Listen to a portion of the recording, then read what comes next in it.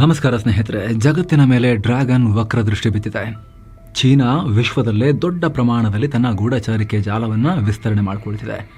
ಏಷ್ಯಾದಿಂದ ಯುರೋಪ್ವರೆಗೆ China ಯಾರನ್ನೂ ಬಿಡ್ತಾ ಇಲ್ಲ. ಜಗತ್ತಿನ ಇಂಚಿಂಚು ಮಾಹಿತಿಯನ್ನು ಕಲೆಕ್ಟ್ ಮಾಡ್ಕೊಳ್ತಿದೆ. ಬ್ರಿಟನ್ ಸಂಸತ್ನಲ್ಲೂ ಕೂಡ ಗೂಢಚಾರರನ್ನ ಇಳಿಸಿದೆ. ಸಂಸತ್ನಲ್ಲಿ ನಿಮಗೆಲ್ಲ ಗೊತ್ತಿರೋ ಹಾಗೆ ವಿಶ್ವದ ದೊಡ್ಡಣ್ಣನ ಕುರ್ಚಿಯಿಂದ ಅಮೆರಿಕನ ಬೆಳೆಸಿ ತಾನು ಕುತ್ಕೋಬೇಕು ಅಲ್ಲಿ ಅಂತ ಚೀನಾ ಎಲ್ಲ ಪ್ರಯತ್ನಗಳನ್ನು ಮಾಡ್ತಿದೆ. ಚೀನಾದ ಕೆಲಸ ಇನ್ನಷ್ಟು ವೇಗ ಪಡ್ಕೋಬೇಕು ಅಂದರೆ ಅದರ ಶತ್ರುಗಳು ಏನು ಮಾಡ್ತಿದ್ದಾರೆ ಅಂತ ಮೊದಲೇ ಅರ್ಥ ಮಾಡ್ಕೋಬೇಕು. ಇದಕ್ಕಾಗಿ ಚೀನಾ ಅಗ್ರೆಸಿವ್ ಆಗಿ ಬೇಹುಗಾರಿಕೆ ಮಾಡ್ತಾ ಇದೆ. ದೊಡ್ಡ ಲಾರ್ಜ್ ಸ್ಕೇಲ್ ನೆಟ್ವರ್ಕನ್ನು ಸ್ಥಾಪನೆ ಮಾಡಿದೆ. ವಿಶ್ವದ ಅತಿ ದೊಡ್ಡ ಗೂಢಚಾರರ ಜಾಲ ಮೊಸಾದ್, MI5 ಏನೂ ಅಲ್ಲ, CIA ಕೂಡ ಮೀರಿಸೋ ಲೆವೆಲ್ಗೆ ಚೈನಾ ಗೂಢಚಾರರನ್ನು ನೇಮಕ ಮಾಡ್ಕೊಳ್ತಿದೆ ಅನ್ನೋ ಮಾಹಿತಿ ಬರ್ತಾ ಇದೆ. ಇದೆಲ್ಲವನ್ನು ಎಕ್ಸ್ಪ್ಲೇನ್ ಮಾಡ್ತೀವಿ. ಜಗತ್ತಿನ ಟಾಪ್ ಇಂಟೆಲಿಜೆನ್ಸ್ ಏಜೆನ್ಸಿಗಳು ಯಾವ್ಯಾವುದು ಅದರ ಬಗ್ಗೆ ಕೂಡ ನಾವು ಇದರಲ್ಲಿ ಅರ್ಥ ಮಾಡ್ಕೊಂಡ್ಬಿಡ್ತೀವಿ. ವರದಿ ಮುಗಿಸೋಷ್ಟರಲ್ಲಿ ಕಡೆ ತನಕ ಮಿಸ್ ಮಾಡಿದೆ ನೋಡಿ. ಹಾಗೆ ಸ್ನೇಹಿತರೆ, ನೀವು ಕೂಡ ಮಸ್ತ್ ಮಗ ಪ್ರೀಮಿಯಂ ಮೆಂಬರ್ಶಿಪ್ಗೆ ವಿಡಿಯೋ ಕೆಳಗಿರೋ ಜಾಯಿನ್ ಬಟನ್ ಮೂಲಕ ಜಾಯಿನ್ ಆಗ್ಬೋದು. ಎಲ್ಲ ಎಕ್ಸ್ಕ್ಲೂಸಿವ್ ಪ್ರತ್ಯೇಕ ಮೆಂಬರ್ ಓನ್ಲಿ ವಿಡಿಯೋಸನ್ನು ನೀವು ಕೂಡ ನೋಡಬಹುದು. ಹಾಗೆ ಸ್ನೇಹಿತರೆ, ಸೈನ್ಸ್ ಸ್ಯಾಂಡ್ಸ್ನವರ ನೆಕ್ಸ್ಟ್ ಹೊಸ ಟ್ರಿಪ್ ಅಂಡಮಾನ್ ನಿಕೋಬಾರ್ ದ್ವೀಪಗಳಿಗೆ. ಡೀಟೇಲ್ಸ್ ಇಲ್ಲಿದೆ. ಆಸಕ್ತರು ಸ್ಕ್ರೀನ್ಶಾಟ್ ತಗೊಂಡು ಕಾಲ್ ಮಾಡಬಹುದು. ಜಗತ್ತಿನ ಮೇಲೆ ಡ್ರ್ಯಾಗನ್ ಕಳ್ಳಗಣ್ಣು, ಬ್ರಿಟನ್ ಸಂಸತ್ತಿಗೂ ನುಗ್ಗಿದ ಚೀನಾ. ಸ್ನೇಹಿತರೆ, ಒಂದು ಕಾಲ ಇತ್ತು ಅಮೆರಿಕದ CIA ಅಂದ್ರೆ ಇಡೀ ಜಗತ್ತು ಭಯ ಪಡ್ತಾ ಇತ್ತು. ಎಲ್ಲಿ CIA ಏಜೆಂಟ್ ಇದ್ದಾರೋ, ಮಾಹಿತಿಯನ್ನ ಯಾವ ಮಾರ್ಗದಿಂದ ಕದಿತಾರೋ ಆತಂಕ. ಅಫ್ಕೋರ್ಸ್ CIA ಬಲಿಷ್ಠವಾಗೇ ಇದೆ, ಆದರೆ ಯುರೋಪ್ ಅಮೆರಿಕನೇ ಗಾಬರಿಯಾಗುವಂತೆ ಜಗತ್ತಲ್ಲಿ ಇನ್ನೊಂದು ಸಂಘಟನೆ ಆರ್ಭಟಿಸ್ತಾ ಇದೆ.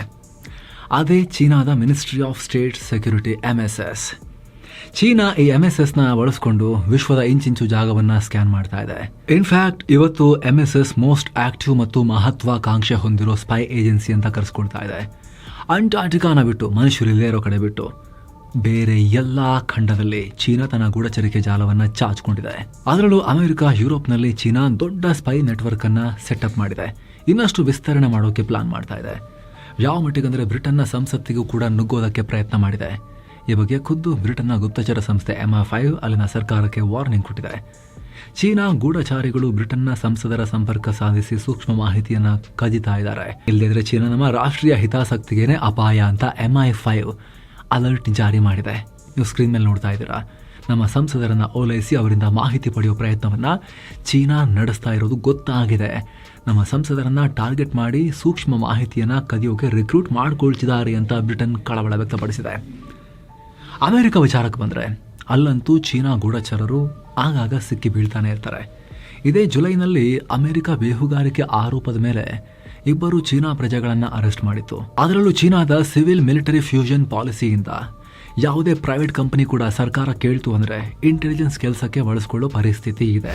ಏನಿದು MSS? ಸ್ನೇಹಿತರೆ, ಚೀನಾ ಯಾವೆಲ್ಲ ಮಾರ್ಗದ ಮೂಲಕ ವಿದೇಶದಿಂದ ಮಾಹಿತಿಯನ್ನ ಕದಿಯುತ್ತೆ ಅಂತ ನೋಡೋಕು ಮುನ್ನ ಮೊದಲು MSS ಬಗ್ಗೆ ಸ್ವಲ್ಪ ತಿಳ್ಕೋಬೇಕು. MSS ಚೀನಾದ ಮೇನ್ ಇಂಟೆಲಿಜೆನ್ಸ್, ಬೇಹುಗಾರಿಕಾ ಮತ್ತು ಭದ್ರತಾ ಸಂಸ್ಥೆ. ನಮ್ಮ ರಾ ತರ ಇದನ್ನ ಚೀನಾ 1983 ಸ್ಥಾಪನೆ ಮಾಡಿತ್ತು. ಆದರೆ ಹೆಚ್ಚು ಯೂಸ್ ಮಾಡ್ತಿರ್ಲಿಲ್ಲ. ಆದ್ರೀಗ ವಿಶ್ವ ವೇದಿಕೆಯಲ್ಲಿ ತನ್ನ ಪ್ರಾಬಲ್ಯ ಹೆಚ್ಚಿದಂತೆ ಡ್ರ್ಯಾಗನ್ ಕೂಡ ಬೇಹುಗಾರಿಕೆಗೆ ದುಡ್ಡು ಸುರಿತಾ ಇದೆ. ಶಿ ಜಿನ್ಪಿಂಗ್ MSSನ ಕಂಪ್ಲೀಟ್ ಚೇಂಜ್ ಮಾಡಿದ್ದಾರೆ. ಇತ್ತೀಚೆಗೆ ಚೀನಾ ಈ ಸಂಸ್ಥೆಯ ಶಕ್ತಿಯನ್ನು ತುಂಬ ಹೆಚ್ಚು ಮಾಡಿದೆ. ಅಮೆರಿಕದ CIA, FBI ಎರಡೂ ಸೇರಿ ಮಾಡೋ ಕೆಲಸವನ್ನು ಒಂದು ಸಂಸ್ಥೆ ಮಾಡುತ್ತೆ. ಈ MSS ಚೀನಾ ಕಮ್ಯುನಿಸ್ಟ್ ಪಾರ್ಟಿ ಪರವಾಗಿ ವಿದೇಶದಲ್ಲಿ ಗೂಢಚರ್ಯ ಮಾಡೋದು, ಕೌಂಟರ್ ಇಂಟೆಲಿಜೆನ್ಸ್ ಕಾರ್ಯಾಚರಣೆಗಳನ್ನು ನಡೆಸೋದು. ಅಂದರೆ ಇಂಟೆಲಿಜೆನ್ಸ್ನವರು ಇವ್ರದ್ದೇನಾದ್ರು ಕದಿಯಕ್ಕೆ ನೋಡಿದ್ರೆ ಅದರ ವಿರುದ್ಧ ಕೌಂಟರ್ ಕಾರ್ಯಾಚರಣೆ ಮಾಡೋದು, ಹಾಗೆ ಶತ್ರುಗಳದ್ದು ಇಂಟೆಲಿಜೆನ್ಸ್ ಮಾಡಿ ಇವ್ರು ಕದಿಯೋದು, ಪೊಲಿಟಿಕಲ್ ಸೆಕ್ಯೂರಿಟಿ ನೋಡ್ಕೊಳ್ಳೋದು, ಎಲ್ಲ ಕೆಲಸವನ್ನು ಮಾಡುತ್ತೆ. ಸ್ನೇಹಿತರೆ, ಇಂಟೆಲಿಜೆನ್ಸ್ನಲ್ಲಿ ಇಂಟೆಲಿಜೆನ್ಸ್ ಗ್ಯಾದರಿಂಗ್, ಕೌಂಟರ್ ಇಂಟೆಲಿಜೆನ್ಸ್, ಆಮೇಲೆ ಕೌಂಟರ್ ಇಂಟೆಲಿಜೆನ್ಸ್ ಎಲ್ಲವೂ ಇದ್ದಾವೆ. ಇಂಟೆಲಿಜೆನ್ಸ್ ಗ್ಯಾದರಿಂಗ್ ಮಾಡೋದು ನಾವು ನಿಮ್ಮ ರಾಷ್ಟ್ರದಲ್ಲಿ ಮಾಹಿತಿಯನ್ನು ಕದಿಯೋದು.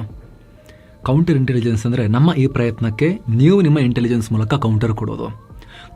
ಕೌಂಟರ್ ಇಂಟೆಲಿಜೆನ್ಸ್ ಅಂತ ಹೇಳಿದ್ರೆ ನಮ್ಮ ಪ್ರಯತ್ನಕ್ಕೆ ನೀವು ಕೌಂಟರ್ ಇಂಟೆಲಿಜೆನ್ಸ್ ಮಾಡೋದನ್ನ ಕೌಂಟರ್ ಮಾಡೋಕ್ಕೆ ನಾವು ಮಾಡೋ ಇಂಟೆಲಿಜೆನ್ಸ್. ಈ ಥರದ್ದೆಲ್ಲ ಮಾಡ್ತಾರೆ. ಗೂಢಚಾರಿಗಳ ಲೋಕವೇ ಅಮೋಘ, ಅದ್ಭುತ ಮತ್ತು ಅಪಾಯಕಾರಿ.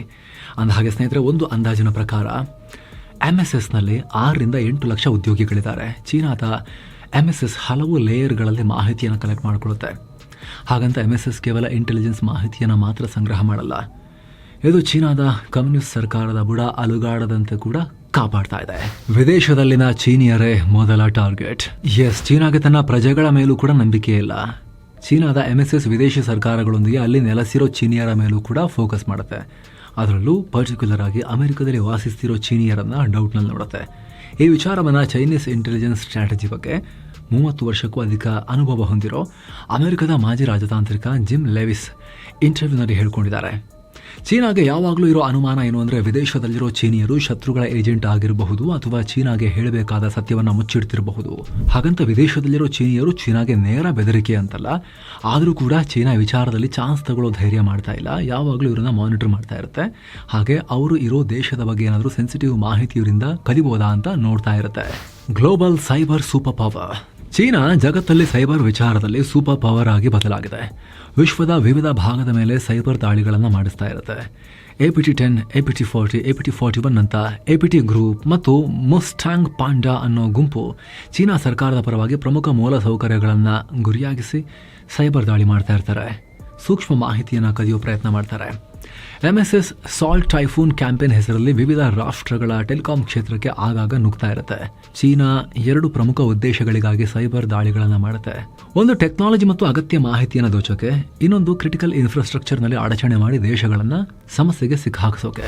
Human network. ಚೀನಾ ಸೈಬರ್ ದಾಳಿಯೊಂದಿಗೆ ವಿದೇಶದಲ್ಲಿನ ಬೇಹುಗಾರರ ಸಂಖ್ಯೆಯನ್ನು ಕೂಡ ಹೆಚ್ಚು ಮಾಡಿಕೊಳ್ತಿದೆ. ಇತ್ತೀಚೆಗೆ ಬ್ರಿಟನ್ನ MI5 ಚೀನಾ ಬೇಹುಗಾರರ ರಿಕ್ರೂಟ್ಮೆಂಟ್ಗೆ ಲಿಂಕ್ಡ್ಇನ್ ಯೂಸ್ ಮಾಡ್ತಿದೆ ಅನ್ನೋ ಎಚ್ಚರಿಕೆ ಕೊಟ್ಟಿತ್ತು. ಈ ಹಿಂದೆ 2023ರಲ್ಲೂ ಕೂಡ ಚೀನಾ ಲಿಂಕ್ಡ್ಇನ್ ಮೂಲಕ 20,000 UK ಪ್ರಜೆಗಳನ್ನು ರೀಚ್ ಆಗಿತ್ತು ಅಂತ ಅಲ್ಲಿನ ಗುಪ್ತಚರ ಸಂಸ್ಥೆ MI5 ಹೇಳಿತ್ತು. ಅಥವಾ ಫ್ರಾನ್ಸ್ ಕೂಡ MSS 4,000 ಜನರ ಬಳಿ ರೀಚ್ ಆಗಿದೆ ಅಂತ ಹೇಳ್ಕೊಂಡಿತ್ತು. ಏನು ಜರ್ಮನಿ ಕೂಡ ನಮ್ಮ 10,000 ನಾಗರಿಕರನ್ನ ಚೀನಾ ಸೋಷಿಯಲ್ ಮೀಡಿಯಾ ಮೂಲಕ ಟಾರ್ಗೆಟ್ ಮಾಡಿದೆ ಅಂತ ಹೇಳ್ಕೊಂಡಿತ್ತು. ಇಲ್ಲಿ ಚೀನಾದ ಸ್ಟ್ರಾಟಜಿ ಕ್ಲಿಯರ್ ಆಗಿದೆ. ಸೋಷಿಯಲ್ ಮೀಡಿಯಾ ಮೂಲಕ ಜನರನ್ನ ರೀಚ್ ಆಗಿ ನಂತರ ನಿಧಾನಕ್ಕೆ ಅವ್ರನ್ನ ತಮ್ಮ ಬೇಹುಗಾರಿಕಾ ಜಾಲಕ್ಕೆ ಸೇರಿಸ್ಕೊಳ್ಳೋ ಪ್ರಯತ್ನ. ಇಲ್ಲಿ ಚೀನಾಗೆ ಇನ್ನೊಂದು ಅಡ್ವಾಂಟೇಜ್ ಕೂಡ ಇದೆ. ಸೈಬರ್ ದಾಳಿಯಲ್ಲಾದ್ರೆ ನಿರ್ದಿಷ್ಟ ಟೈಮ್ಗೆ ಮಾತ್ರ ಆಕ್ಸೆಸ್ ಸಿಗುತ್ತೆ. ಅಲ್ಲದೆ ಶತ್ರುಗಳು ಬೇಗ ಡಿಟೆಕ್ಟ್ ಆಗ್ತಾರೆ. ನಂತರ ದಾಳಿಗೊಳಗಾದ ರಾಷ್ಟ್ರ ಸರಿ ಮಾಡ್ಕೊಂಡ್ಬಿಡ್ತಾರೆ, ಸಿಸ್ಟಮ್ ಅನ್ನ ಸರಿ ಮಾಡ್ಕೊಂಡ್ಬಿಡ್ತಾರೆ. ಅದೇ ರೀತಿ ಹ್ಯೂಮನ್ ನೆಟ್ವರ್ಕ್ ಕ್ರಿಯೇಟ್ ಮಾಡ್ಕೊಂಡ್ರೆ ಅವರು ಸಿಕ್ಕಾಕೊಳ್ಳೋವರೆಗೂ ಕೂಡ ಚೀನಾ ಪರವಾಗಿ ಕೆಲಸ ಮಾಡಿಸ್ತಾನೆ ಇರ್ಬೋದು. Psychological game. ಸ್ನೇಹಿತರೆ, MSS ಕೇವಲ ಮೆಟೀರಿಯಲ್ ಇಂಟೆಲಿಜೆನ್ಸ್ ಮೇಲೆ ಮಾತ್ರ ಫೋಕಸ್ ಮಾಡ್ತಿಲ್ಲ, ಚೀನಾ ಪರವಾಗಿ ನ್ಯಾರೇಟಿವ್ ಬಿಲ್ಡ್ ಮಾಡೋ ಕೆಲಸವನ್ನು ಕೂಡ ಮಾಡ್ತಾ ಇದೆ. ಚೀನಾದ ಒಳಗೆ ಮತ್ತು ಹೊರಗೆ 2 ಕಡೆ ಕೆಲಸ ನಡೀತಾ ಇದೆ. ಪ್ರೊಪಗ್ಯಾಂಡಾ ಸ್ಟೈಲ್ ವಿಡಿಯೋಗಳನ್ನು ಚೀನಾ ಹರಿಬಿಡ್ತಾನೆ ಇರುತ್ತೆ. ಬೆದರಿಕೆ ಮತ್ತು ರಿಕ್ರೂಟ್ಮೆಂಟ್ ಎರಡಕ್ಕೂ ಇದನ್ನ ಚೀನಾ ಟೂಲ್ ರೀತಿ ಯೂಸ್ ಮಾಡುತ್ತೆ. ಈ ಅಭಿಯಾನ ಸಾರ್ವಜನಿಕ ಸಜ್ಜುಗೊಳಿಸುವಿಕೆಗೂ ಕೂಡ ವರ್ಕ್ ಆಗ್ತಾ ಇದೆ. ಅಂದರೆ ಚೀನಿಯರು ತಮ್ಮನ್ನು ತಾವು ರಾಷ್ಟ್ರೀಯ ಭದ್ರತೆ ಭಾಗವಾಗಿ ನೋಡುವಂತೆ ಪ್ರೋತ್ಸಾಹ ಕೊಡ್ತಾರೆ, ಪ್ರಚಾರ ಮಾಡ್ತಾರೆ.